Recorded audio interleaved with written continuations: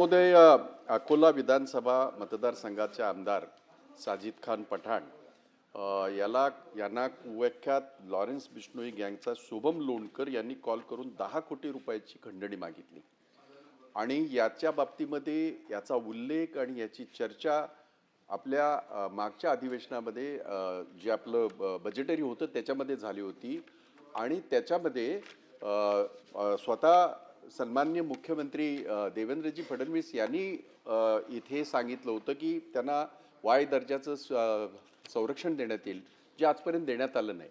आणि कालच त्याने परत फोन केला या आमदाराला आणि परत त्याला जीवे मारण्याची धमकी. कालचं त्यांचं जे हे आहे हे संपूर्ण ह्या पेन ड्राईव्हमध्ये त्यांचं बोलणं हे मी आपल्याकडे पाठवतो. म्हणून माझी या पॉइंट ऑफ इन्फॉर्मेशनच्या माध्यमातून विनंती राहील की एक लोकप्रतिनिधी असे हे बेछूट वागणारे, आणि त्यांनी बोलताना आणखीन एका गोष्टीचा उल्लेख केला, जसा बाबा सिद्दीकीला उडवला तसा तुला उडवू.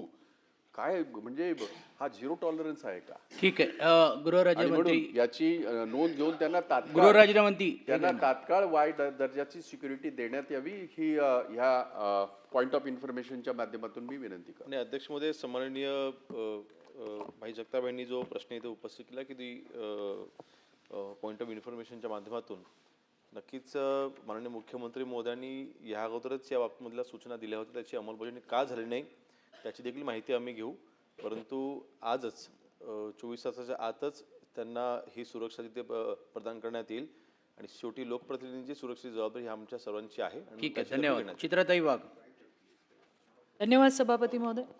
नवी मुंबई मनपाच्या NMMC ऐरोली रुग्णालयात प्रसूतीसाठी दाखल झालेल्या सोनम डोंगरे, ज्या 8 महिन्याच्या गर्भवती होत्या, या महिलेचा आणि तिच्या गर्भातील बाळासह चुकीचा इंजेक्शन डोस उपचार मिळाल्यामुळे संशयास्पद मृत्यू झालाय.